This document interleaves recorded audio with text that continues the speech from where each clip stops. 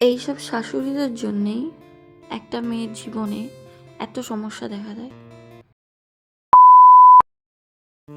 আচ্ছা, কাল একটা ভিডিও দেখছিলাম যাতে বলেছে যে বিয়ের পরে একটা মেয়ের জীবন পুরো পাল্টে যায়। হ্যাঁ, এটা সত্যি কথা। একটা মেয়ের জীবন বিয়ের পরে অনেকটাই পাল্টে যায়, কিন্তু পুরো পাল্টে যায় এরকম আমি দাবি করতে চাই না, কারণ আমার সাথে এরকম কিছু হয়নি। হ্যাঁ, কিছু কিছু ঘটনা ঘটেছে যার কারণে আমি বলছি কিছুটা পাল্টে গেছে। কিছুটা পাল্টে যাওয়ার কারণ হচ্ছে কিছু কিছু ব্যক্তি তোমার লাইফে এসে যদি ডিস্টার্ব করে, তোমার শাশুড়ি কিছু বলছে না, কিন্তু তোমার শাশুড়িকে উস্কানোর জন্য যদি কিছু কিছু ব্যক্তি এসে বলে যে তুমি সব কিছু মেনে নিয়ে চলবে, তোমাকে সব কিছু মাথা পেতে চলতে হবে, কেননা তুমি পরের বাড়ির থেকে সংসার করতে এসছো। আচ্ছা বলি, যদি আমি পরের বাড়ির মেয়ে পরের বাড়ির থেকে সংসার করতে এসেছি, তোমরা কি নিজের বাড়িতে সংসার করছো? ও তোমাদের বিয়ের 25 বছর হয়ে গেছে, 20 বছর হয়ে গেছে বলে তোমরা তোমাদের নিজের বাড়ি হয়ে গেছে, আর আমার 2 বছর হয়েছে বলে আমি পরের বাড়ির মেয়ে আছি এখনো। আজব কথা না?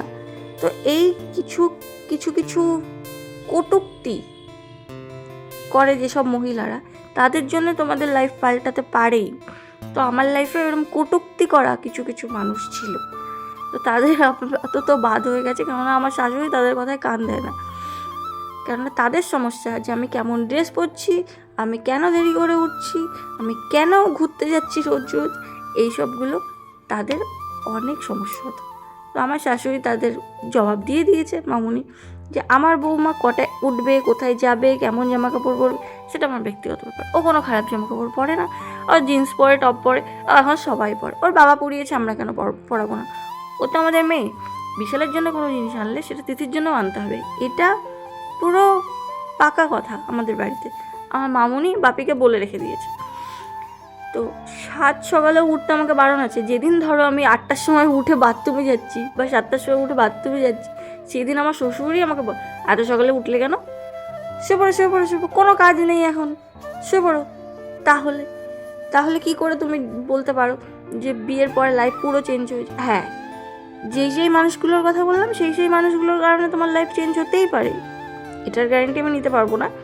কিন্তু যাই হোক, আমার লাইফটা ঠিকঠাকই এগোচ্ছে, কেননা ভালো বলা যাবে না, নজর লেগে যাবে, ঠিকঠাকই এগোচ্ছে তার জন্যে। তো অনেক বাধা বিপত্তি পেরিয়ে ঠিকঠাকই এগোচ্ছে, কেননা আমার শ্বশুর শাশুড়ি আমাকে বড় কথা বলে না, এটাই আমার জীবনের সবচেয়ে বড় শান্তি। আর আমার বর তো খুবই সাপোর্টিভ, সেটা তো তোমরা ভিডিওতে দেখতেই পারো। তো এই কটা কথাই আমার বলা ছিল আপাতত। আবার দেখা যাক কোন টপিকে কোন কথা বলা যায়। তো কাদের ওদিকে বৃষ্টি হয়েছে সেটা বলো, সেটা জানিও। আর রাত্রি 10টার সময় আমরা চা খেতে গেছিলাম, এরকম ইচ্ছা আমাদের মাঝে সাঝে হয়, তো সেটাই। তো আজকের দিনটা এভাবেই কাটলো। তো আজ আসি, দেখা হবে আবার নেক্সট ব্লগে। আজকের জন্য বাই বাই।